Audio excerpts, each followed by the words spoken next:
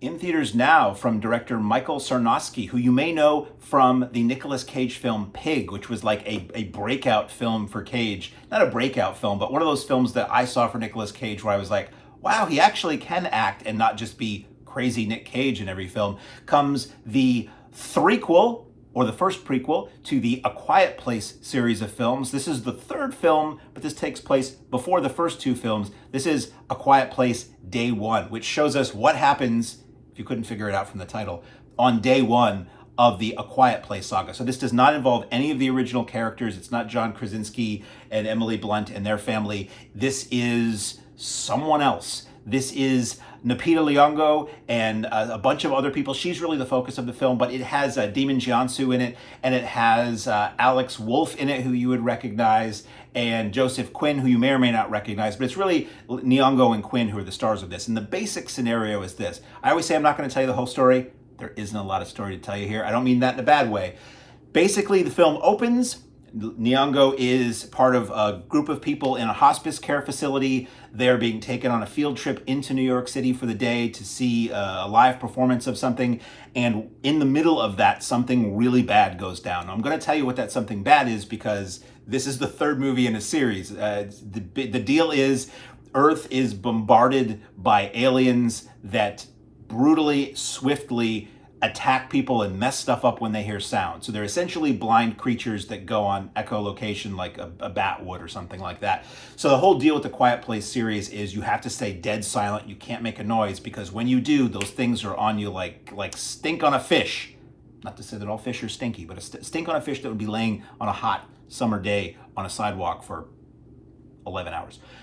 So the film becomes a survival tale. So the difference between this and the first two films were set very rural, very small, one family, not a lot of people, not a lot of creatures. You didn't see them that often. This amps it up. This is a whole lot of Control V going on. This is breaking glass and cars flipping over and stuff blowing up and mass carnage. If you like movies where there's a lot of particulate matter raining down from the sky, Quiet Place Day One is the film for you. It does not eschew, if I may use a word I might not actually understand, the human factor of this is not forgotten amongst all of the bombast and the loud and the crashing and everything. It really is about a movie about people surviving. It's a movie about a woman who is, as I said, is a hospice patient. Let me not forget her cat. She's a hospice patient. She has her cat that she won't let go, that she takes with her everywhere. And it's her fighting to survive and how important life is to somebody who was basically just waiting to die and then finds the will to live and wanting to survive. Let's talk about the cat. The basic story is Nyong'o is in the city. She's fighting to stay alive. She meets another person, a young British lawyer played by Joseph Quinn, and she's helping him to try to survive. She finds a reason to live, basically, to make sure this lawyer and her cat survive. Not necessarily in that order. Let's talk about the cat. This is a cat-heavy film. If you like cats, this is a film for you. They cut to the cat a lot in this film. It's a pretty cool cat. I think it was played by two kitties in the film.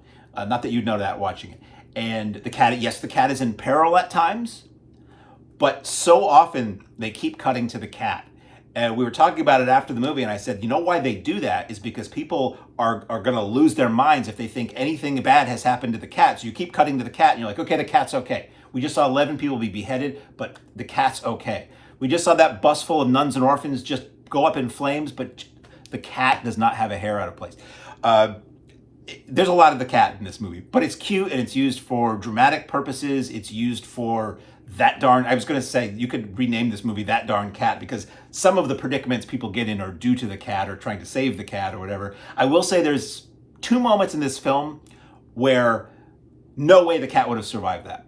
I'm not going to say what they are. You'll know when you watch it, and you'll probably, if you're being critical at all or thinking about what's going on in front of you, you'll be like, there's no way that cat survived that. But it's a very cat-heavy film. And cat lovers will be pleased by this film, and I'll say no more than that. So yeah, like as I said, Demon Jiansu's in the film, and he's in the trailer. He's really not in it very much. He's a nice, strong, important presence in the film, and he has one of those incredibly dramatic moments where he does something, and you have to think, again, if you're a self-reflecting person, what would I have done in that situation? Would I have made that same decision and faced the internal and external consequences for that decision, and why he did that? It's a really well-made film. I would say for me, it is the third in the series in terms of how much I liked them. I don't think there's anything wrong with this movie. It's just one of those things where it's less subtle than the first two.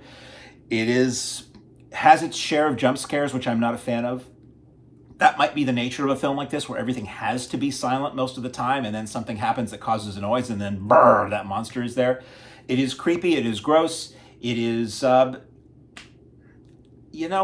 it inappropriate for kids? That's your mileage may vary. It's not gory. I don't think there's much profanity. There's no nudity. There's probably no smoking in the film. There's just giant monsters that will give kids nightmares if they make a sound. Could be a teaching tool. Could be go to bed, go to sleep, stay quiet, or else those things from that movie will get you. That might actually help your parenting for a decade going forward. So I think it's a good movie. I think it's effective. The effects are good. It's not as subtle. It's more bombastic than the first one. But if you want just a decent monster sci-fi thriller, you've got A Quiet Place day one.